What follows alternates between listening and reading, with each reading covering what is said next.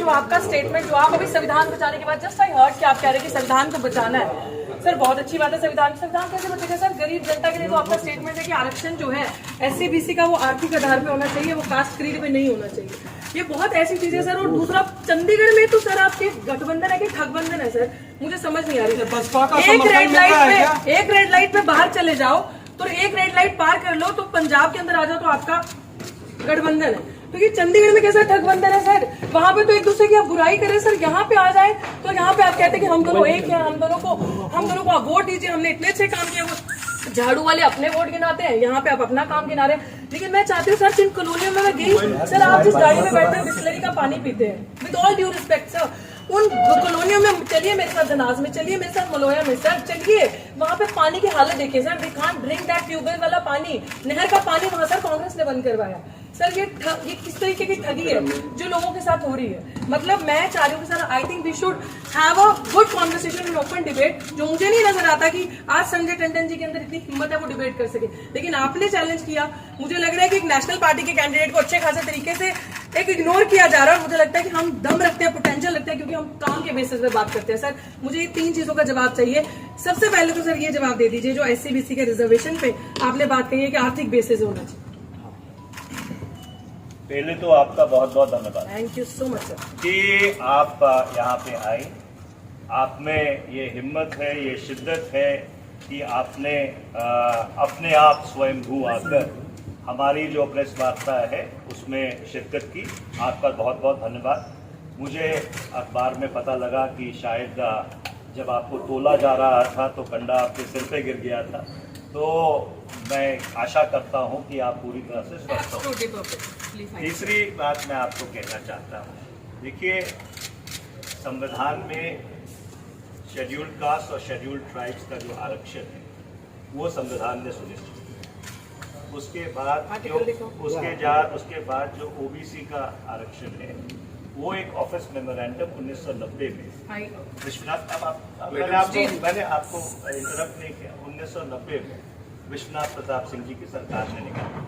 उसका संशोधन करके 1991 में जब डॉक्टर नरसिम्हा राव की सरकार आई, आप तो शायद दिल्ली विश्वविद्यालय में प्रोफेसर भी हैं तो आप जानते ही होंगी कि उसका अनुमोदन करके फिर PV नरसिम्हा राव जी की सरकार ने उसको निकाला। और उसके बाद वो मामला सुप्रीम कोर्ट में था और 1993 में सुप्रीम कोर्ट ने उसके ऊपर मुहर लगाई और जो OBC का आरक्षण है 27% उसको अपोज किया।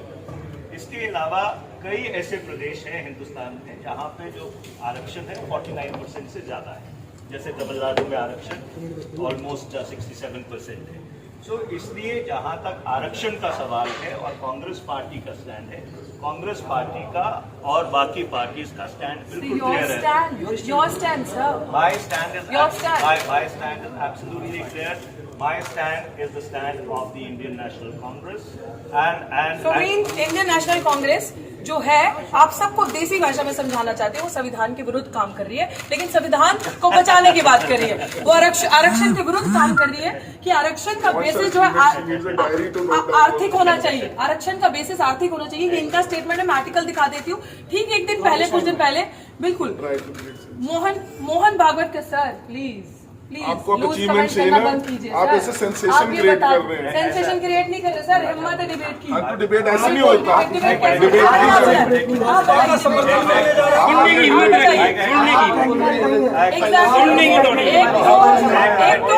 सबमिशन के खिलाफ बात करनी है सर। कैंडिडेट नहीं है, वो कैंडिडेट नहीं है। संविधान को बचाने की बात करनी है। गठबंधन कैसे बोला? बिल्कुल गठबंधन की भाषा किससे? गठबंधन नहीं, आम जनता की, वेरी नाइस, आम जनता की नजर में जब पंजाब में आप इलेक्शन फाइट कर रहे हैं, सबको पता है गठबंधन क्या है। बिल्कुल ये है इनकी, क्योंकि इन्हीं लोगों के पार्टी से स्टेटमेंट आती है कि यूपी बिहार के लोगों को चंडीगढ़ से निकाल देना चाहिए। तो ये मायावती जी के लिए बहुत स्टेटमेंट है। सुन लीजिए कि मायावती एक वुमेन का ये लोग रिस्पेक्ट सामने खड़े होकर नहीं कर सकते। और ये मायावती जी पे आप मायावती जी जब सड़कें नहीं थी ना, वो महिला सड़क पे थी, आप उनके बारे में बात नहीं करें। आप तो चंडीगढ़ में रहती नहीं है, मैं तो पैदा हुआ हूँ चंडीगढ़ में, आपको तो मैंने पहली बार चंडीगढ़ में देखा। आप बातें कर रहे हैं कॉलोनी से, I am seeing you for the first time in Chandigarh. ये लोग चंडीगढ़ में रहते हैं, लेकिन चंडीगढ़ की ये लोग चंडीगढ़ के 110 सेक्टर में रहते हैं, चंडीगढ़ की कॉलोनी में नहीं रहते, चंडीगढ़ की बस्तियों में ये लोग नहीं रहते। ये लोग, इन लोगों ने हमें देखा अभी, ये लोग गठबंधन की बातें करते हैं, लेकिन एक्चुअली अगर हम ठगबंधन इसको कह रहे हैं तो इनको दर्द हो रहा है, because they have never worked, इन्होंने कॉलोनीज में, बस्तीज में काम नहीं किया है। तो अभी सिचुएशन ये है कि बहन जी पे टिप्पणी करना, आप ठगबंधन कह सकते हो, बहन जी आसमान से। आप ये बता दीजिए, आपकी सरकार रही थी SC/ST सब प्लान में, बता दीजिए क्यों लागू नहीं हुआ? आप बहन जी पे बात कर रहे हैं ना, आप ठगबंधन कैसे हो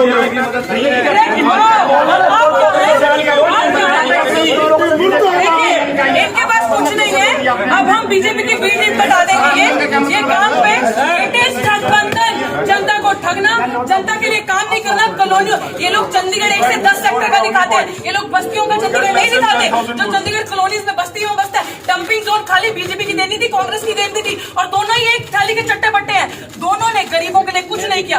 अब गरीबों के लिए मात्र एक आरक्षण ऐसी चीज थी जिनका उनके साथ अपलिफ्टमेंट हो सकता है।